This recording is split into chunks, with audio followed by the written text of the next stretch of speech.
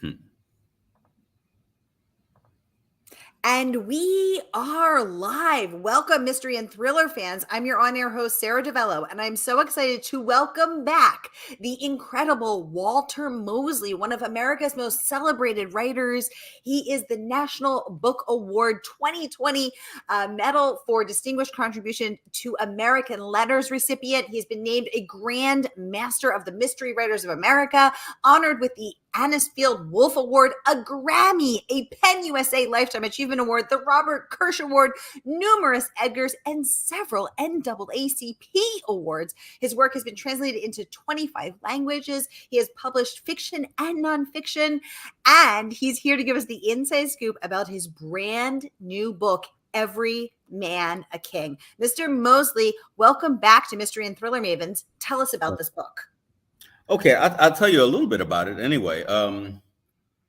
Not that I don't know the book, but it's just that, it's really hard to talk about mysteries and not kind of give it away, trip over it. But you know that. This is a book. This is a new character of mine, Every Man a King. I wrote a book about him. I thought it was last year, but it was really 5 years ago. Time was going by quickly. So I wrote this book. And, that's a story, and it's a story about my main character, a Black ex-cop who was framed and went to prison for a little while, got out, and now he's on his own.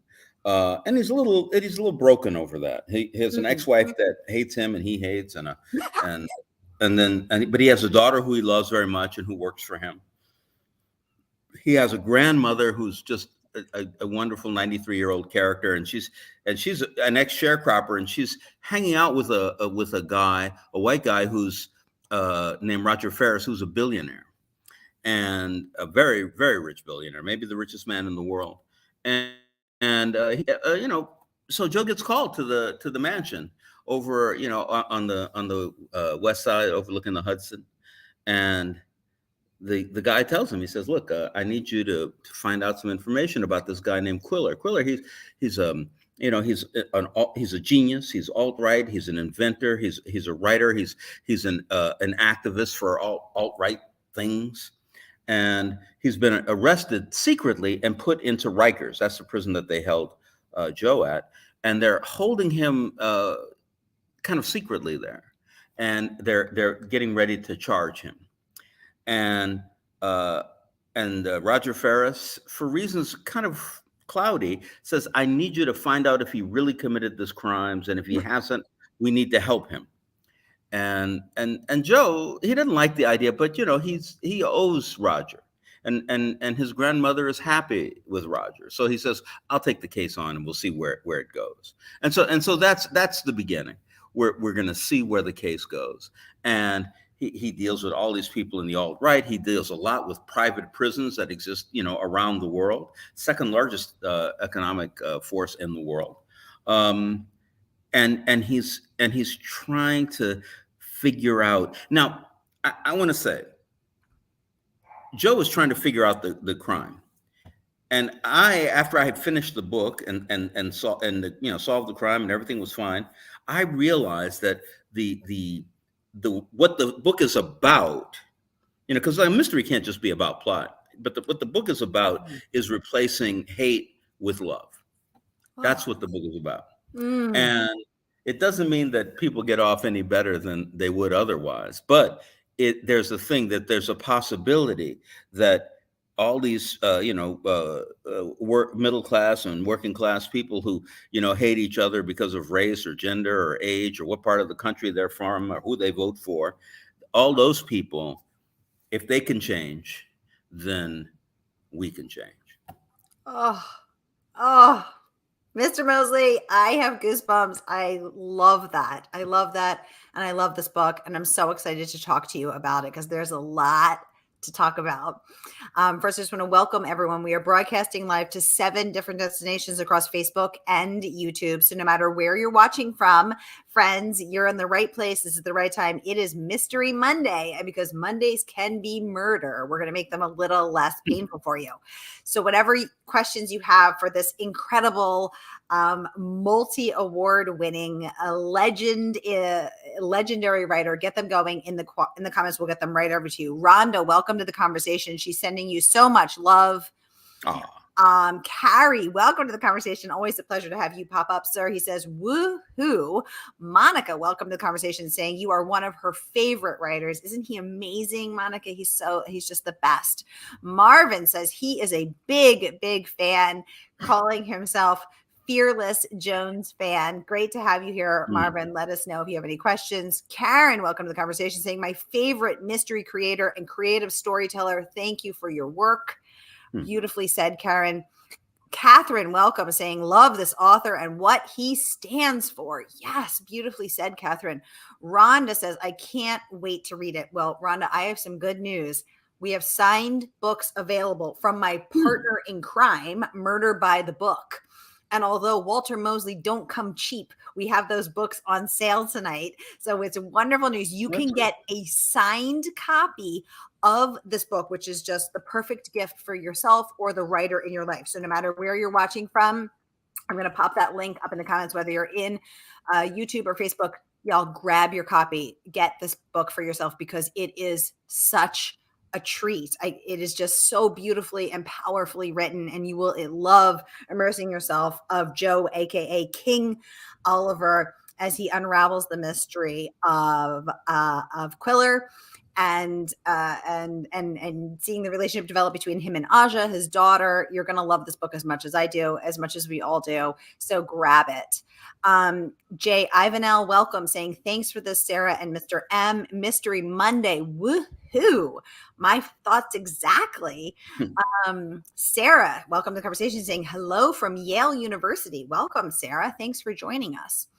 All right, y'all, let's get into, Rhonda's wants to know, she says, I live in Houston. Can I pick my copy up in the store? Yes, ma'am, you sure can. They're all signed. And this week they're 25% off. So it is the deal of the century. Run on over there. Yeah. Paul's joining the conversation live from Vegas. Paul, welcome. For everyone else who's not in Houston, you got to order, but the good folks at the bookstore will ship it right out. Now, let's get into some of the amazing praise that your book has earned. So Booklist raving, Mosley again shows his talent for character building, not only in the many-sided Joe, as vulnerable as he is resilient, but also in superb supporting cast, including Joe's daughter, Aja, mercenary Olia, who could easily front her own series. The second King Oliver novel lines up with excitement generated by its Edgar Award-winning predecessor. Strong words there from Booklist. So, Mr. Mosley, let's kick off with that. What do you think the secret to character building is? Yeah, it's so hard to say, because writing, is like any other, like performative art, like acting or jazz music or rock and roll for that matter. You discover it on the way. There's a something you're trying to do, something you're trying to say, and there are words that you want to follow, but you continue on to the end. I like my characters very much. When I write about them, I try to get them to say who they are by what they feel, not trying to identify themselves, but how they approach each other, how they conflict with each other, and then of course after that, then you rewrite a book like 20 times. And so when you slowly begin to realize where you were going, and then you lock your characters into who they are. Sometimes it takes 3 or 4 or 5 books for me to really completely understand them, but I can't hear you. I muted myself so you wouldn't hear me. You wouldn't hear any background noise. So who's your favorite character in this book? Who's your favorite peripheral character besides King? Wow. Wow, that's really hard. The intercontinental op Olia is kind of wonderful. She's I love the Continental Op, Dashiell Hammett's character, and so I made her an intercontinental operative, and she's been hired by Melquart Frost, who's a truly evil man, but who loves Joe, and he knows Joe needs to be protected, so he hires this woman to come in and protect Joe, and she does an extraordinary job, and she learns from the job. She learns who she is. She learns that everything she's been doing may have been wrong, and that Joe's understanding of life makes more sense. Even if she thinks she's better than Joe at doing this stuff, she can see that his understanding of life, the way that he lives, is what she wants, which is, it's a wonderful character move. That it's very rare that you have, just a character who appears in one book to do something like that. But I really like her. And of course, Melquart is a wonderful character. I mean, he's just so evil and so innocent at the same time. It's kind of wonderful. My favorite character is Nana, his grandmother, because she's just so sassy and feisty, and here she is keeping company with this, elderly, she herself 91, a young lass of 91, keeping company with it, also a 90-something-year-old billionaire, but she still goes in the kitchen and does her own dishes. And I just love her ability to go in there, do her own dishes, which is what I would do, but then also study dancing and dance 3 times a week with him in their ballroom dancing classes. And I just love that study and contrast. And as someone who was very close to her grandmother, I was very close to my grandmother in her 90s. That character just melts my heart. So I love to share that with you, and love to know that Olea is your favorite. I think I realized I was saying that wrong in my head. Oh, it doesn't matter. You can say it any way you want. I wasn't, I just didn't know if I could do it the same way you did. So I said, Olea. But it's fine. The grandmother, I think, is wonderful also because every character is dealing with their passion at heart, and all of them have been wounded somewhere in life, except maybe the granddaughter.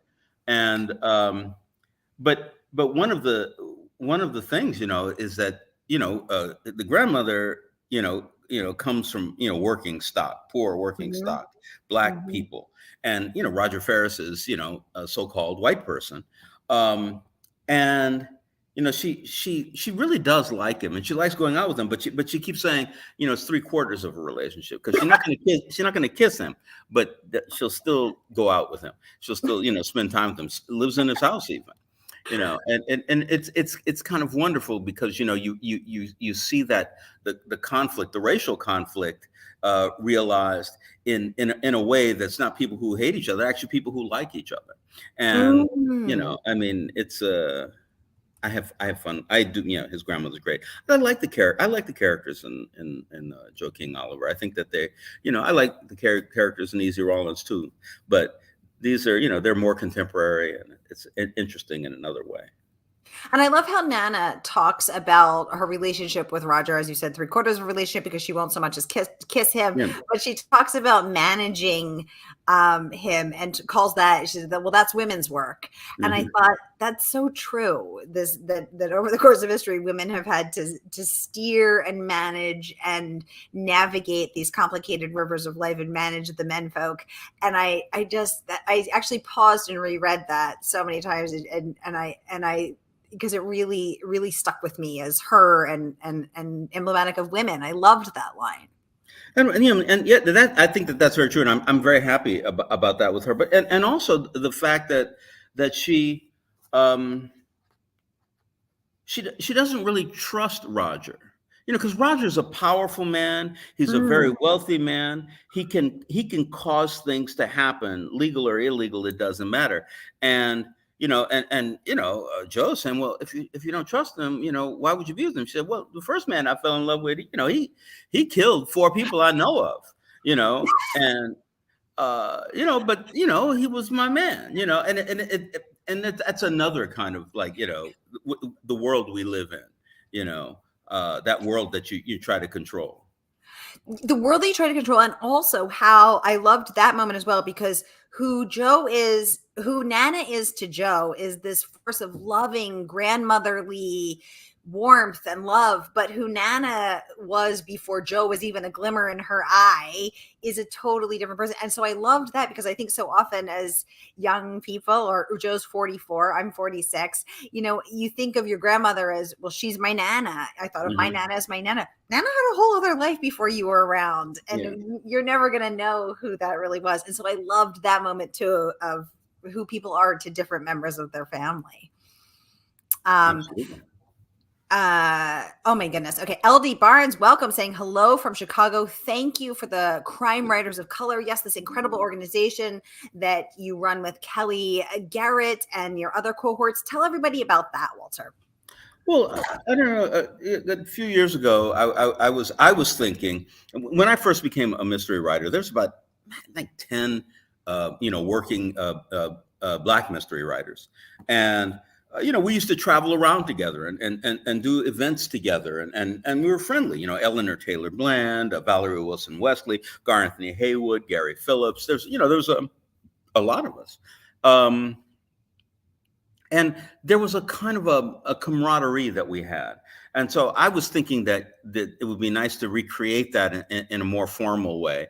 And, and Kelly Garrett had been thinking about it even deeper and more. So we talked and we said, this would be a good time to start the Crime Writers of Color. And, listen, Kelly did all the work. I mean, I didn't do anything. I was just, I just said it's a good idea. But I think it's really wonderful, and and we invite as members anybody from any so-called race, so-called minority race here in America and maybe in other parts of the world. I think there's about 400 members now, and we get together, electronically, and we try to support each other. People talk to each other. People, read each other's books. People share what kind of knowledge they have. If they have something they can offer that other people can use, they put it out there. And I think it's been very good to have a place that you can call your creative home. Or a creative home anyway, and so that's it's been very wonderful. It's like the organization, the section I started at City College of New York, which is the publishing certificate program, where they teach people of color, mostly, not only, but people of color, about publishing and try to get people into publishing, because it's a very white industry. And and it's something that we need to change. Absolutely. So here is the link for Crime Writers of Color. So everybody go check it out. You can find so many amazing books, and you can look for what genre or subgenre you like. So whatever, if you are looking for a police procedural, domestic suspense, whatever, check that out. It's such a wonderful resource. And thank you for sharing more about that. Karen has said she's read everything you have ever written. Really? Amazing. I don't Karen, know. tell us what your favorite book is, but have you taken his masterclass on erotica? Because that's where the true fans are. Let us know what some of your favorite work by Mr. Mosley is, Karen. Marvin's joining us from Dallas. Welcome, sir. So such a pleasure to have you. Oh my goodness, we have Melissa joining us from Australia, saying good day, Sarah and Walter. Yeah. Welcome. Thank you so much for joining us here, Melissa. So great to have everybody. We have Sweet Liz joining us from YouTube, saying, I'm sorry I'm joining late, but I'm so glad I can make it. I just finished Every Man a King last week. Isn't it so fabulous, Sweet Liz? Monica would like to know, how did you come up with Easy Rawlins and his complex, honest, and strong character? Great question. It is interesting and a little difficult. The first book I wrote about Easy was Gone Fishing, which didn't get published till a while later with Black Classic Press. And then I wrote Devil in a Blue Dress. It was I didn't know it at the time. The reason it's hard to explain is because I didn't know at the time that I was writing about my own experience, which means that being Black in Los Angeles, in the hood. Most of the people came from Texas. There are so many extraordinary and wonderful Black men who would just be there in life for you. They would protect you. They would guide you. They would tell you what you needed to do, and they expressed a great deal of love and respect. And in fiction, I don't see too much of that. There's the guy, what, he's a pimp, or he's a thief, or he's a cop, or and I'm going, yeah, but they're just really great people who live in a community and try to support that community. And even though I wasn't thinking about it at the time, that's what Easy Rawlins is. He's a guy who likes to help people in his community. That makes him happy. He has, he's country. He says, I got something, let's share it. I can help you get out of your trouble, with that lease you got. And, maybe you can give me some business to do. It's really, it's so much the kind of life I live, but with greater tension on it. But still, it's the same kind of life. I love that. I didn't know that backstory about Easy Rawlins. Thank you. And your first Easy Rawlins book, Gone Fishing. Thank you for the great question, Monica. Thank you for the fabulous answer. Rhonda would like to know, are you familiar with the works of writer Raymond Andrews? May he rest in peace. Oh, I don't know who Raymond Andrews is. Yeah, but I'll look him up. I'll write down the name here. Raquel, welcome to the conversation, saying Walter Mosley is a legend. Amen. Amen. He is. We have the legend here himself. So let us know if you have any questions for him. Monica says, thank you so much for answering her question. Y'all, I want to let you know that Mr. Mosley is being honored as the thriller master at International Thriller Writers, ITW's International Conference in New York City, May 30th through June 5th. He is the guest of honor and will be honored as a thriller master there. So you can come and hear this man speak.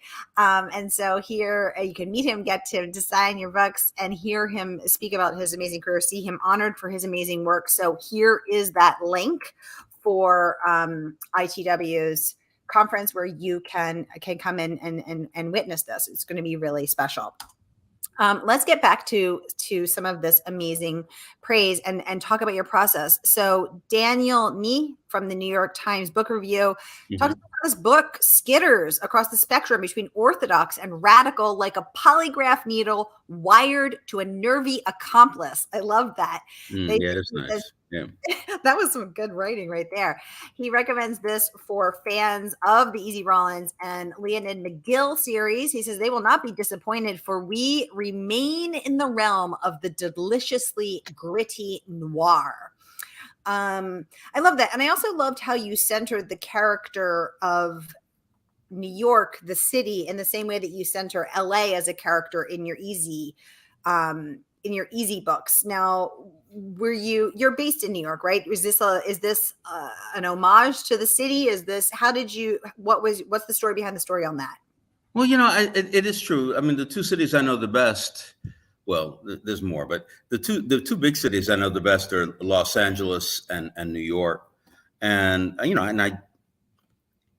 you know a place, you live in, the way we live in places, we kind of define ourselves by our surroundings. And I try to do that, with these books, about Joe, of course, and also Leonid McGill, just to see what's going on in New York, which is very contemporary stories. And I write about LA. Most of the stuff I write about LA is more, like right now, Easy Rawlins is in 1970. That's where he is. But it's I think that everything is a character in your novel. I remember when I was reading, I think it was Ross McDonald. I don't think it was Chandler, but he's just sitting there, and there's a bug, walking around the corners of the room, which I kind of repeat a little bit in this novel, and that bug becomes a character in the story. Everything that you see, a door, the way it's painted, is the paint peeling, or is it falling apart? Everything that you see and experience that you register is telling you more about the story that you're hearing. And and I'm very committed to that.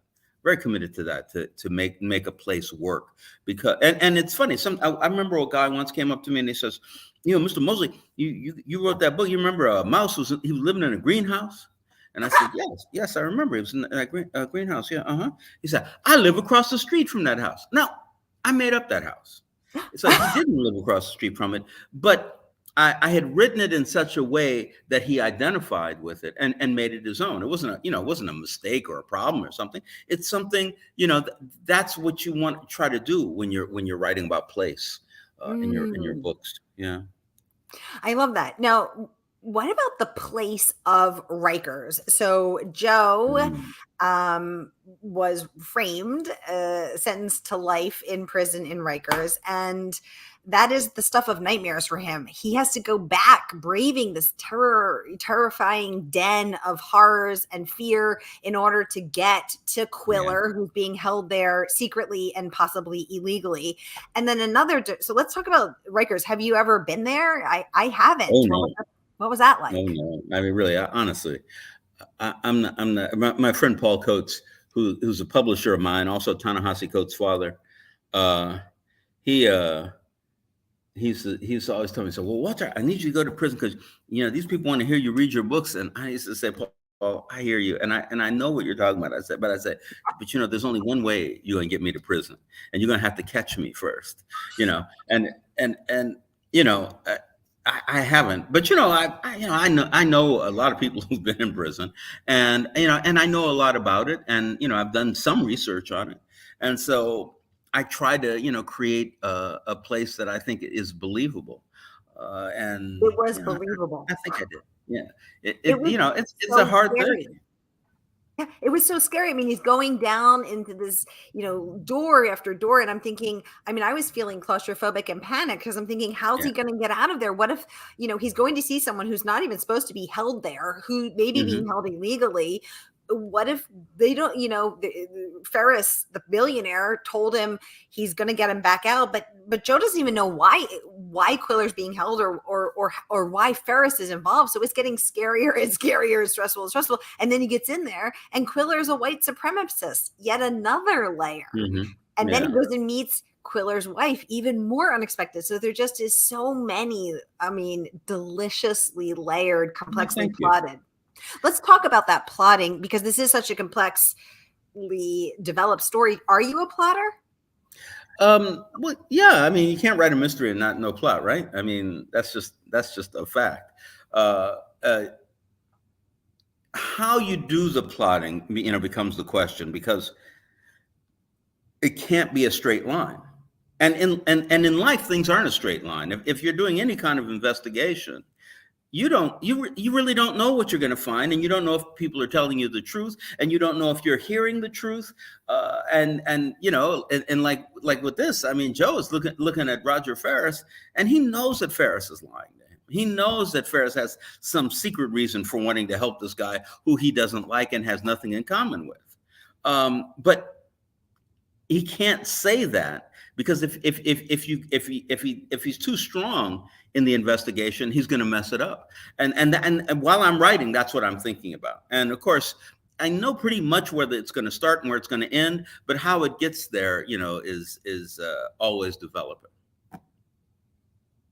That is interesting, because it's a windy road of how it gets there. And I was thinking, how the heck, I was trying to imagine you writing this twisty tale. And but this is why you're the Thriller Master and the National Book Foundation honoree, because you can do that, which is just, I'm continue to be in awe. Sweet Liz saying, and I love the complex male characters, men who have experienced life. Well, yeah, it's so interesting, about men and women.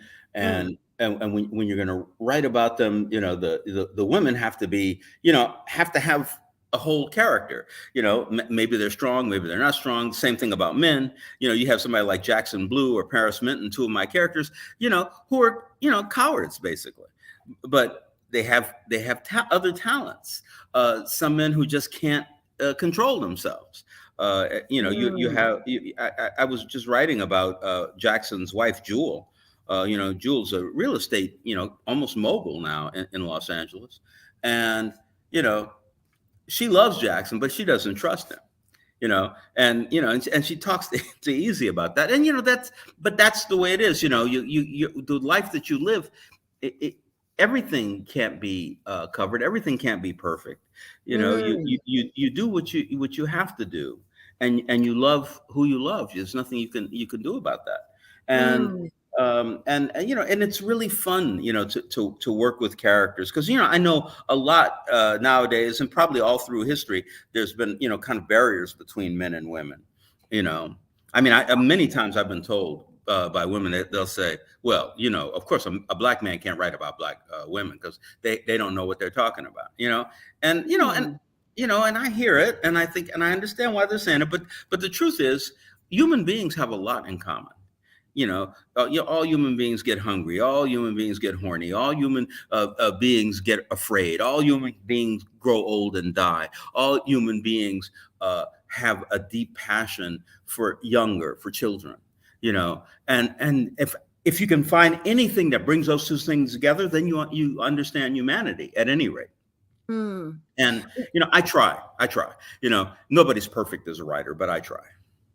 I thought, again, in the character of both Nana and in Quiller's wife, who very much surprised me, I loved how you wrote women, and I don't say that to all male writers. So thank you for Mm. that. Um, Yeah, I think, well, there's strength in a character is, like a lot of men think that strength is physical, mm, and sometimes it is. I mean, there are people, and physical women in Easy Rawlins novels, for instance, or even in this one, like Olia, they're really strong, and they'll say, Joe looks at her and he said, well, the chances are, if you go after her, she's going to kill you. you know okay, this is a kind of wonderful thing, but there's also other strength, making the right choices, where you're going to go, how you're going to feel, what's the right thing to do in this situation. ooh, Yeah. this and is food for thought. Food for well, thought. and writing, I mean, that's what writing is about. It's us thinking about how we do things, and what's right with us, and what we love about people, what we're afraid about in people, what we're afraid about in our own lives. All of that is Mm, is what we're writing about, right? I love that. Karen picking up the thread, saying she has read every single book of yours. She can't Okay. pick a favorite, but Known to Evil, Leonid McGill, and Six Mhm. Easy Pieces stand out to me. The Man in the Basement was a favorite, and Socrates, Forlow, and Easy are my favorite characters. I can see the cities and the setting and imagine myself in them. Oh, No, that's beautifully wonderful. said. Thank you. Beautifully said. Rhonda's saying your style is similar, but your work is much more inspiring, convincing, and sophisticated than the writer she asked you about Hmm. earlier. Thank you for that. Paul, welcome, saying that's Chandler in Farewell, My Lovely. Sweet Liz saying definitely felt immersed in the city when I read Landon Miguel and Joe King Oliver. Kathy, welcome. She wants to know, did you ever have to deal with the fear that your writing would not be good enough when you started? And if so, how did you overcome that fear? Well, I overcome it every day when I'm writing. There's a thing. You're always challenged, by any kind of you know uh, challenge. I mean, I know I just said the word twice, but it's a challenge when you sit down to write, and you write a sentence and the sentence doesn't work, and you write it again and it just doesn't work, and you develop a character over a week or 2 weeks or 3 weeks, and you say, oh, that's not right. I've been working on this thing with these people right now, and I realize that we've made a flaw in the characters. It's a television thing, but still it's the same thing.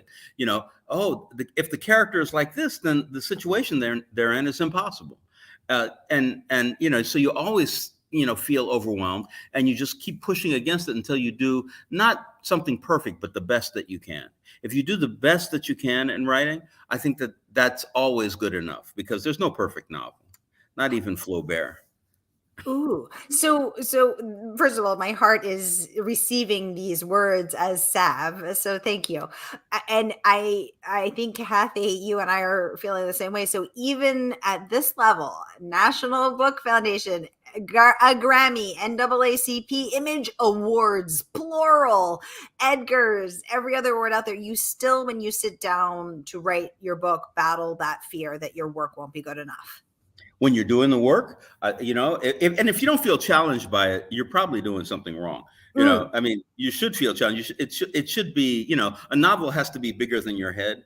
If you could hold a whole novel in your head, then it's not really a novel. But listen, this new thing, the New York Times review is not only a review; it's the cover of the book review. It's the cover of the Sunday book review. I look at that and it makes me nervous. I say, oh my God! I mean, wait a second. I don't know if I'm that good. Couldn't I just be on page 7 and they would leave it at that? I mean, you always worry, and that's good. It's good that you worry and that you challenge yourself and that you don't feel perfect. Because otherwise, you're just maybe repeating yourself. Wow. Okay. Thank you. Thank you. Karen saying, I am an aspiring crime writer praying for the time to share my ideas in the future. That's Karen, good. I think this is the masterclass you needed to hear. And if you can come join us at Thriller Fest, because we've got a lot of really great resources for aspiring writers. You can pitch agents. Yeah. You can take master classes. You can take craft fest classes. There's a lot of incredible resources, and people have gotten a lot of book deals out of there. And Mr. Mosley will be honored. So please do join us there. Karen, speaking for all of us, saying, wow, I know, I feel wow as I'm listening to this. Rhonda wants to know will there be more films based on your mysteries?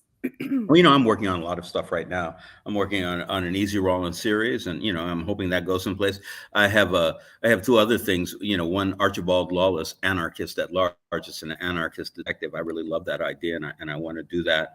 And I'm working on a couple of films. My producing partner Diane, who's somewhere out there, doesn't want me to say what films they are, but hopefully I will be shooting a movie in the next few months. Well, this is very exciting. Is Diane here to keep you in line and make sure you don't spill the That's tea? right. I feel her eye. I see a little bit of eye right there going, what are you saying? I'm feeling those eyes myself. Oh my goodness. Well, we will look forward to that when the moment is right to reveal it, and we will all line up to see that. Rhonda's saying that's what we love about your work. You really know how to develop female characters. Yes, beautiful. Thank you. Thank you. I mean, that's it's a comment, because I really, there's been no times that, well, a black man can't write about women. Why not? Black women can write about men. That's because we understand how stupid you are. And I'm saying, well, it is true. It's true. But, we could also understand how stupid we are, Anyway. Well, thank you for the. I didn't know that feedback happened. So thank you. Marvin saying he loves it. Marvin, yes, indeed. Karen saying you capture so many sides of Black people that make us soulful and genuine and leave space for us not to apologize for our shortcomings and highlights. Yeah, well, thank you very much. I think that it's a really important thing to write about real characters, with flaws, characters who are trying to figure out how to get from here to there in life, characters who, have been dealt a tough hand, but, are still playing it. I think it's really important. And I think it's true that, for a long time, for a long time, there were no books about Black people. And then there are books about Black people, but either they become overly political, or we have to be apologetic in a way, or a lot of people, try to drive a wedge between Black men and Black women, and, and all of this stuff. But in the end, we're all, we're like an extraordinary group of Americans who have been here almost since the beginning of the colonization. Almost like, there's only a few years in there. We've been here since, the 15th century, in the 16th century. We've been here that long. And we've built this country. And we've built the psyche of this country, which is, good and also insane. And I think that, we're really right to talk about that, to talk about who we are, what we are, where we come from. And if we can do that, then I think that we can, develop a deeper understanding of the whole nation. That's beautifully said, and perfectly said, as we are coming off of Black History Month and talking and should continue the conversation about Black history and the vital role that Black Americans have played in American history. So important and so beautifully said, and a year-round conversation. Well, I wrote a book called John a Woman, which is about a deconstructionist historian. And one of the things that the deconstructionist historian teaches at this university, I mean, there's a whole other story going on, but one of the things he teaches at this university is that if you don't know the history of every member and section and sect of your nation, then you can't know your own history. Your own history becomes fallacious, because if you don't understand what other people have done, either positively or negatively or just artistically, if you don't get it, then you don't know yourself. It's not only that you don't know my history, you don't know your own history, because you think things came from someplace that they didn't.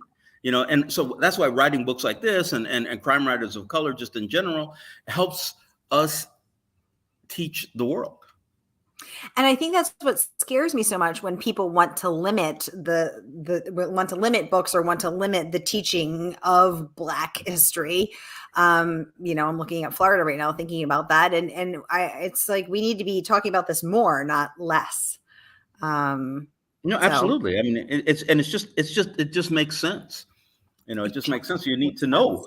If you don't know who a woman was telling us, she was reading about an anthropologist who was visiting some in quotes primitive tribe of people along the Amazon, and basically the only thing that the guy learned was that the men did everything and the women didn't do anything. And then when the guy was leaving, he realized that the women the night before had left. And he said, "Where are the women?" He said, "We don't know really. 2 months every year they go up into the mountains and they're just among themselves." And I said, "Well, don't you know what happens?" He said, "No. Whenever a man follows them, they kill him." So there's this whole history that's happening, but he almost didn't get it. Absolutely. Marvin saying Mama Joe is a strong character. Yeah. Monica saying it's Women's History Month now. What are some of your favorite women writers? Great question. Oh well, listen. I mean, they're the greats, like kind of not historically, but a little bit further back. Toni Morrison, Alice Walker, June Jordan, Sonia Sanchez, who among them is still alive. The people who've done all of this amazing work trying to keep the live and the magic and the music of people alive. And then they're new people, it's people like Kelly, and the crime writers of color, and 300 other women in that organization. I mean, it's so interesting to talk. I mean, listen, if you read Soldier by June Jordan, you'll know something like that. It's her memoir, really a biography. But the idea is, I'm never that much thinking about the characters, like, well, this writer, I like this writer and I write like everything they write. I like, different books. I love Sula, for instance. It's and we need to pay attention to all of our writers. That's the thing that's so important, because it's how the language is kept alive. Anyway, there's more to say about that, but I can't say it now. Well, I am loving this conversation. And Monica, there's so many amazing female writers that I've just had the pleasure to honor. Tracy Clark, her latest Tide just came out. She's an award-winning author out of Chicago. If you like cozies, V.M. Burns is amazing. Valerie Burns, she's an award-winning cozy author. Attica Locke, Kelly Garrett, Lynn Liao Butler, somebody else's life. So many amazing ones. So definitely DM me if you want some more ideas, because I can find something for whatever genre you like. LD saying the men in Awkward Black Men were so identifiable and on the mark. I loved it so much. It was so interesting for me to, because I wrote Awkward Black Man because I wanted to write Black characters that don't usually appear in literature. And I just was, been on this book tour for this book. This is the second to last stop. I'm in New York right now. And I ran into all these men around the country who said, we really like it that, that you're writing about, us in other ways, people who are worried about their weight, or people who, they're so smart they just get in their way, or people whose whole life is patterned around a broken heart, Mm, all of that stuff that, that usually, one doesn't, kind of put upon Black mm. men. But, of course, we're just like everybody else. So it was, I felt so great doing it. I'm trying to do a series out of, the awkward Black man. We'll see what happens. Thank you for that comment, LD. Thank you for the scoop, Mr. Mosley. Sweet Liz saying, not only do I think you write strong female characters, I love how your characters love the women, not cinnamon roll love, real world love, love for mothers, daughters, women on the street. Beautifully said. Well, thank you. Rhonda saying yes to this. Wahida, welcome to the conversation, saying, I can't wait to buy this book and have my kids read it. It is eye-opening. Wahida, I want to let you know you can get a signed copy for your kids. What an incredible gift for them. And it is 25% off. So also an excellent deal. So here's that link again.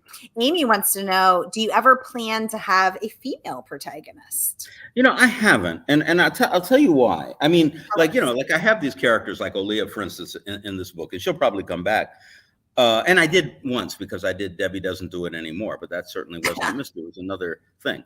But, what I found about doing it, I want to write about these Black male heroes. And even though there are more people doing it now since I started 30 years ago, I'm more concentrated on that, because I'm confident that there all these extraordinary women writers are writing about female protagonists, like central in the books. And so I have been writing about guys, and I probably continue. Who knows? Maybe I'll give somebody a book, that'd be good. Rex Stout had a female character. Was it Doll Bonner? Was that? I love Rex Stout because he's funny. I like people who write who can also be funny. It's a difficult thing to do, but no, I don't have any plan to at this time. Rhonda wants to know, Mr. Mosley, what do you think Beloved is really about? Wow, that's a showstopper kind of question there. I think, I mean, this wouldn't be the only thing, but I think it's about the bleeding heart of the Black experience.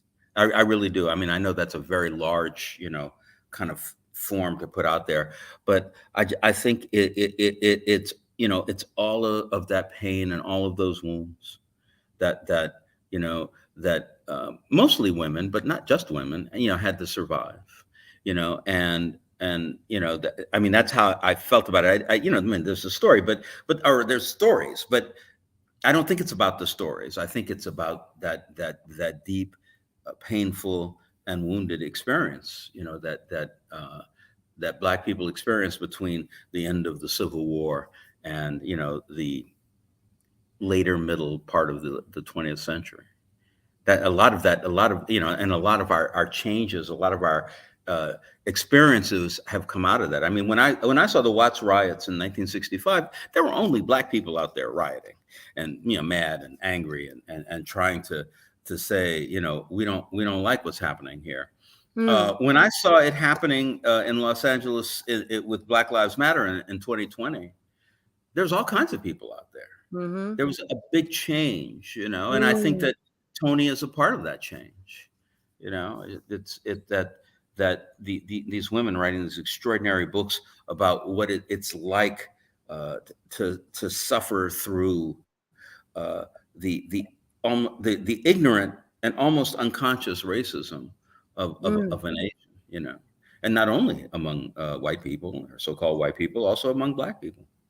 There are a lot of self-hatred that comes out there. And you're right that when we started to see the protests in 2020, they were very diverse, and everybody had feet on the street. And I was out there in Boston, and it was very heartening to see how diverse and how inclusive it was, the crowds calling for change. Because it's one thing if a group of people, be it women, be it Black Americans, be it other people of color, are saying this isn't fair and this isn't right and we deserve a seat at the table. And it's another if the people who are already at the table and have seats say this isn't fair, this isn't right, and these folks deserve a seat at the table too. It's a really different dynamic, and it was heartening to see so many people finally calling for change. Yeah, absolutely. Amy says, we really need a Black female spy or detective character. Oh my goodness, we got some good ones for you. Tracy Clark's brand new Hyde has an amazing kick-ass Black female detective. Yasmin Ango, who I've had the pleasure of hosting twice. She writes an amazing Black female assassin character. You're going to love that. I've got a lot more recommendations. I'll reply to this comment after. And Crime Writers of Color does too. At crimewritersofcolor.com. There's a lot of people doing it. And I think it's great and should be celebrated, and you will be very happy with it. Yay! All right, so I put that. I like Amy's last name Ellis because my middle name is Ellis.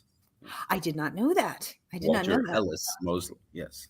Okay, Amy just got way cooler, even cooler than she already was, and she was already cool. Rhonda saying, yes, yep, it's about the peculiar institution, what the peculiar institution did to Black people psychologically, spiritually, and sometimes literally. It's an extended metaphor for me. Yeah, no, it really there's been so much pain, and there's so many people in America who experience so much pain, and it's not just Black people or brown people or whatever, it people who have it and don't even know it, people living in Appalachia and voting for Donald Trump, I mean, it's kind of amazing because Donald Trump doesn't care, and I mean. And really, I don't have anything against Republicans. I like a Republican notions, but when you have people who literally don't care and they're just worried about money, and you're poor, well, you're going to stay poor, and that's and that a lot is what I'm talking about in my books, and I think a lot of people talk about it about how people deal with wealth and entree. Yes, wealth and how people deal with wealth and entree there. Ooh, in a nugget. Yeah. Amy saying she is so excited. Amy, yes, indeed. Letitia, welcome to the conversation. She says she is loving your stash and goatee. This is a look for you. It's part of the pandemic. I don't know. The pandemic said you do this, and I said okay. I'm going to argue. Well, it's working with the crowd. We're vibing with it. Amy saying she is a longtime fan. Raquel saying, yes, Yasmin is great. Sweet Liz saying, I just finished Every Man a King. And then even though I knew the end by Sale Polk, I'm wondering what Walter's reading yet. Walter, what are you reading? Well, I've been rereading the science fiction books by this guy named Roger Zelazny. I mean, it's completely outside of our conversation. He wrote an extraordinary book called The Lord of Light in the 70s. And it's just, I mean, I've read it and then I said, let me look at it again and see if I still think it's so great. And it's even better than I thought it was. I mean, so I've been doing that. I've been going back in time and reading books that I hadn't, that I read before, reading some of, Gabriel Garcia Marquez. I never read mysteries, by the by. And the reason I don't is that the plots get into some, kind of unknown part of my head, and I'm writing a book, and all of a sudden I say, this looks familiar, and I'm writing somebody else's story. And so I actually kind of had to stop. I've read, thousands of mysteries, but I've had to stop doing it because it's wow, very cool. Once I wrote a whole book. And I looked at it and I said, this looks familiar. And when you talk to yourself, of course it looks familiar. Stupid, you wrote it. And I said, no, I read it, and I had to change the whole book. Oh my goodness. Carrie suggesting American Spy, Lauren Wilkinson. Paul saying he just bought your book. Absolutely, Paul. So very cool. And y'all, we are almost out of time. We got just 3 minutes left. And I want to remind you, you can get a signed copy of the book. This is such an incredible opportunity to gift this signed copy to yourself or Someone said they wanted to get it for their kids, an incredible life, something they can treasure for their life. I mean, a signed copy by Walter Mosley is so amazing. So here once again is that link.